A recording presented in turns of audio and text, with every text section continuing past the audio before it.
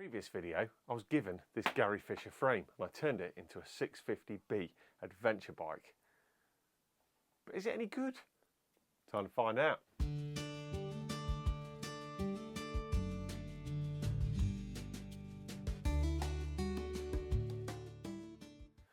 Welcome back to Daniel Smith Tarmac. I'm Jeff, and in a previous video I was given by a viewer this Gary Fisher ferrous frame you see behind me, and I converted it into a 650B adventure gravel all do it kind of machine. Well, that was the theory. Now it's time to get out on the trails and see if it's any good. Before we hit the trails, quick recap. Gary Fisher ferrous frame 26er converted to 650B, Hope hubs, Schwalbe G1 all-round tyres, 2x10. I've added my frame bag in the middle, ready to carry all my goodies for the trip. We've got a Redshift top shelf bar, 53 centimetres wide, the biggest one they do. Thanks again to Redshift for supplying it. Rigid four-cut front. It's all dressed up, ready to go. Let's get it out there. We're going on a bit of a weird ride today, so we're riding into Derby to take Kate's commute in to see if it's any good for her to do, to go to and from work and all that good stuff. She wants the extra miles. So it's going to be a bit of a weird one. We're going to start with some mellow stuff and then hit some climbs and trails around the woods, Robin Wood, Ticknall, that sort of area. Right, to the trails. Boom! Let's give it a stretch. See what this Gary Fisher's all about. I think I need to put my seat post up, that's first impression.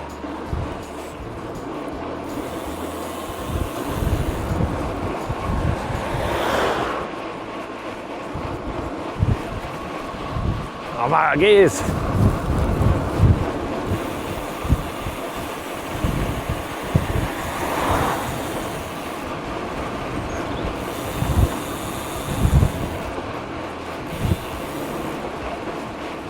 I hope so, isn't.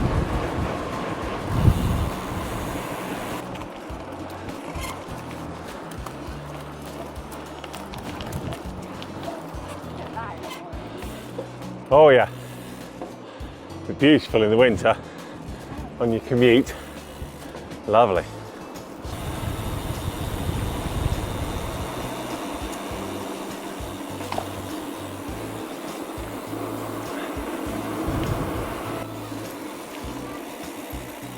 Bollard.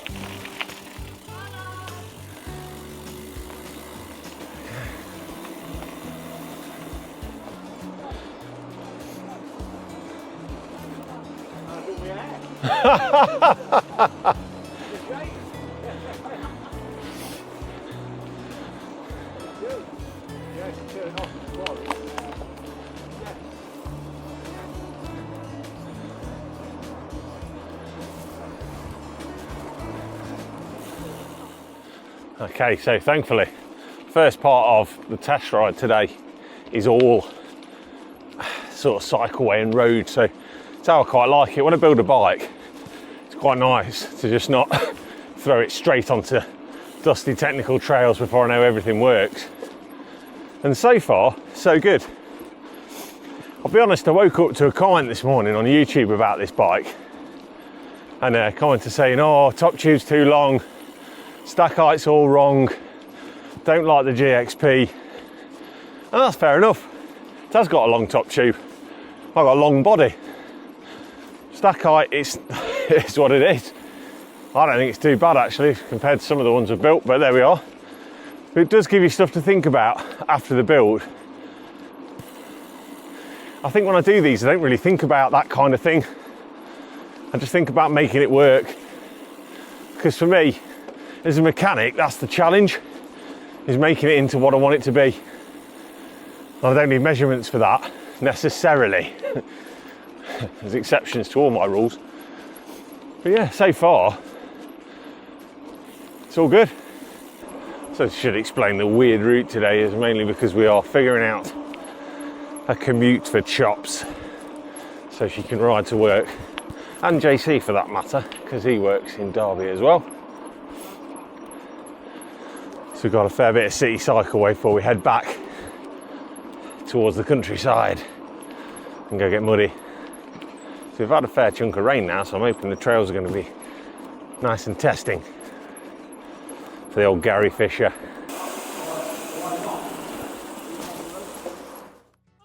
I can't get my 53cm bars through. Where's he going? Oh, you've got to have the full effect, John. All right, this isn't technically part of the shakedown. I'm just going to be an absolute child.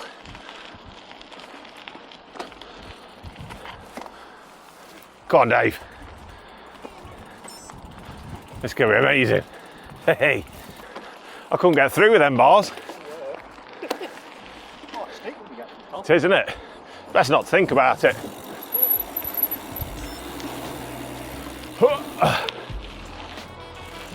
Yeah! Bit of Maxin.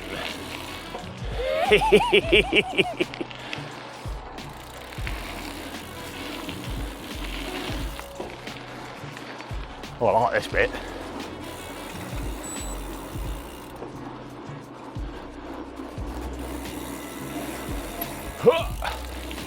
Oh yeah. You gotta give this a go, Kate. This is great. Alright, sir. Come on.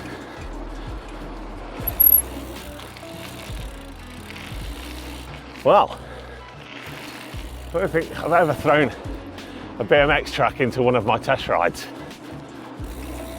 It's worked out all right. Hey. There'll be no airtime today.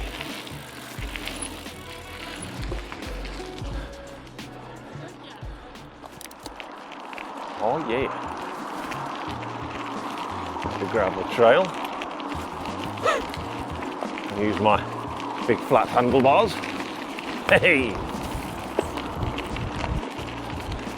Like a flat and drop combo.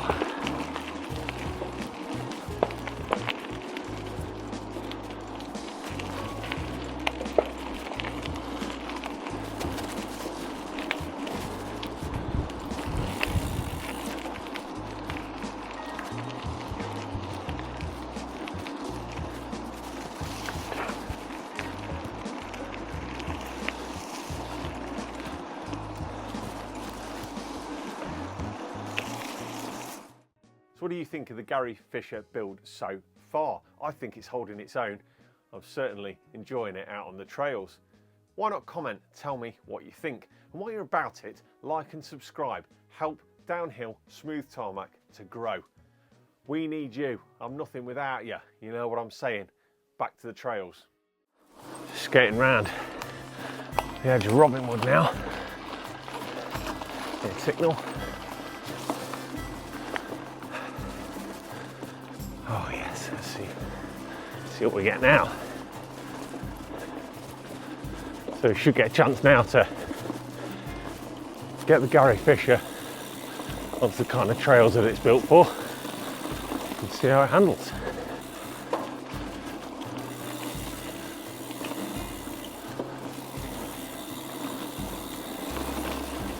Smashing. Okay, so niggles. Shakedown niggles. Got two so far. One you might be able to hear, and it's a squeaky catching front brake. I've tried to adjust it, but no avail. And the other is that no matter how hard I clamp this up, I've got a dreaded drop-in seat post. So, other than that, it's good. Handling's nice, I'm comfortable. Gearing, I haven't even used the granny ring yet, but now we're off-road, I might get a chance to try it. Okay, so no sign like the present. I'm into that 30 tooth just to give it a try up this. It's not a steep climb, but just to see how it feels. Oh, what a get out gear that is. Fantastic.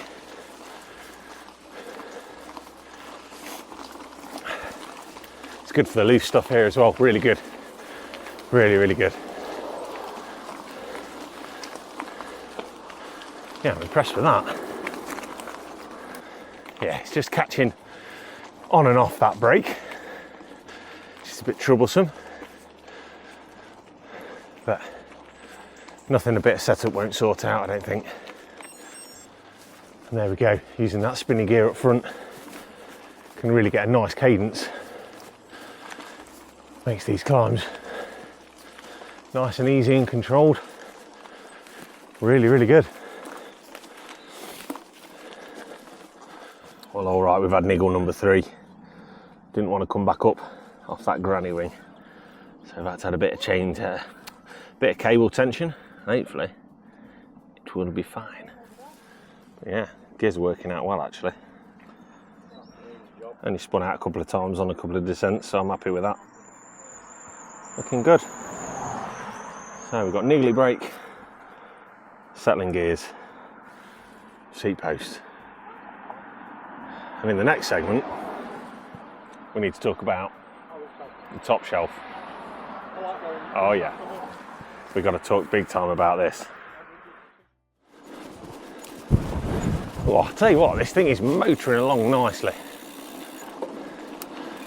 650B wheels with those 2.25 Gravel Kings.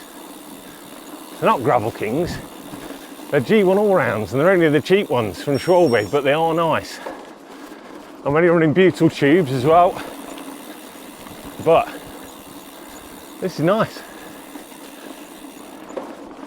And I'll tell you what, these handlebars are massively wide, but the control is ridiculous.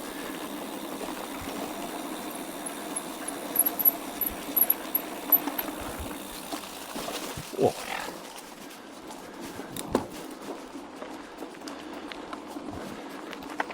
It's climbing nicely as well. Look at that. It's whipping up. Really good. So while we're riding down here on this section, let's talk about the top shelf. The Redshift top shelf handlebars. Those quirky looking blend of riser and drop bar. Well, I'm going to go on a limb and say that that 70mm rise under these bars is the saviour of this build, because without them, if I was using a standard bit of rise, I'd have to have a longer stem, and on top of that, if I was using a standard bar, there is every chance, oh, it's a bit of sand, that this will be a very aggressive situation. I had to dab there. Disappointed in myself. Oh, Jeff, come on. Right, back to the bars. Yes, the 53 the 53 centimeters is super wide, but you can use it like a flat handlebar. Look at that. It's good, eh? They are flared aplenty. I've angled these in, the brifters, and it's lovely. I've done 20 something plus miles now and I'm comfortable, no issues. They've certainly made this bike a more suitably converted than a standard drop bar would, so I'm happy. And I think any of the more aggressive 26er mountain bikes that you might want to do this to would benefit from a top shelf. And they're not that bad value either. They're not hugely expensive. They're a nice quality item as well. Equally, if you don't want all of that 70mm rise, howdy. If you don't want all that 70mm rise, you can have the 50mm, which is also a little more subtle, but you can just throw these bars around. I'm 6'4" and quite broad, and I don't find the 53 ridiculous. But if I'd have had a standard 44, I would have been quite happy with that. Like I normally ride, I think it would have been good. So yeah, all round, these are the saviour of this build, these top shelf bars. Absolutely, 100%, they've saved it, because I think it would have been too aggressive otherwise. So yes, they might look a little bit unusual. I like unusual bikes. Yeah, good. So once again, excuse the traffic, it's got to be all right to say thank you to Redshift again. Thank you, Redshift, for supplying the bars. The saviour of the Gary Fisher build. They're lovely. They are nice, aren't they? Super. I've just been saying on camera that without these, I don't think the geometry would have worked. No. So, I'm thinking of that yeah. for a mountain bike build up as well. I think for a mountain bike build, I know that's not what Redshift designed them for, but absolute winner. I love them. They've made this bike. Yeah. And nobody's really noticed either. I know they look a bit weird, but I don't feel like anybody's noticed. Oh, you noticed. Dave noticed. Yeah, it's all good.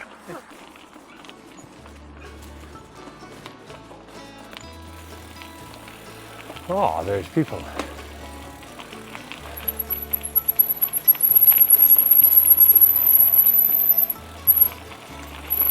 Right there. Oh. Can I say hello to your puppy? Yeah. How old? Oh, I had to stop and say hello. Couldn't not. Yeah. He's a big unit. Yeah, they're gorgeous. Oh, man. Whew.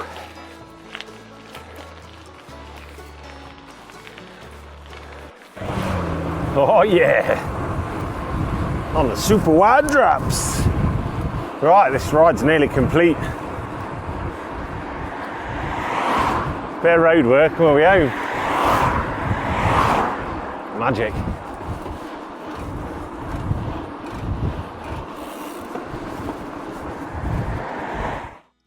Okay, so there we go. 30 miles under the tyres, back in the workshop. Final thoughts on the Gary Fisher build. Well, it rides great, climbs great. We had the usual kind of niggles. One of the brakes needs setting up and the gears were a little bit iffy on the front derailleur. Nothing that can't be sorted. I was a little unsure on this build with the amount of seat posts required for it to fit me as to whether this was going to be a comfortable ride or not. Turns out it's absolutely bang on, and having that low top tube means that when the trail does get a bit tasty, you can hover around quite happily. The Redshift top shelf bar, the saviour of this build. This would have been nowhere near as good without it. Thank you so much, Redshift, for your support. Absolute game changer, to the point where Dave is now thinking of putting one of these on his Cotic Soul build and doing a monster gravel in a similar fashion. So yeah, it's good. The bike handles well, and despite having an aluminium fork, the trail buzz was reasonably minimal. The wheels and tyres, absolutely spot on. Quite happy with the butyl tubes and all that sort of basic stuff. Really good, and it's ready to be loaded up. The gearing, now, definitely ready for carrying load. I did spin out a couple of times on the descents. Not too worried about that. Once this has got some panniers on it, a bit of bike packing kit, that gearing will be spot on. Did get a few comments, some people not sure about whether it fit me. Well, if it didn't, it felt like it did. And let's be honest, it's an extra large. They don't get much bigger. So even if this was flat bar, I'd still be having lots of seat post and all that sort of thing. And it's comfortable enough to be on. No back issues, no numb hands, no problems. So I'm happy. Will I ride it again? Absolutely I will. The only thing I would love to do is add some mud guards of some description, and I'm not sure what I'll get on the front. Back will be easy. Anyway, that's for another day. I like it. It's nice that the Prickly Gorse frame bag that was built for me by a company called Prickly Gorse on Instagram, that was originally for my Genesis fat bike, fits this perfectly. So I've got all the storage I need in there and more for a simple 30-mile ride. So that's it. Another good build done, and it looks mint. Let's see how long it stays like this before I get the itch to build it into something else. And with that, I'm going to sign off and say I hope your next ride is downhill smooth tarmac. Keep your wheels spinning or your rubber on the road. Your knobblies out on the trail. Be safe out there. Look out for one another. Say hello to people. Good human being first, even better cyclist second. You know the drill by now. If you get a minute, like, comment and subscribe. These are the 3 things we need to get downhill smooth tarmac growing, as I said before.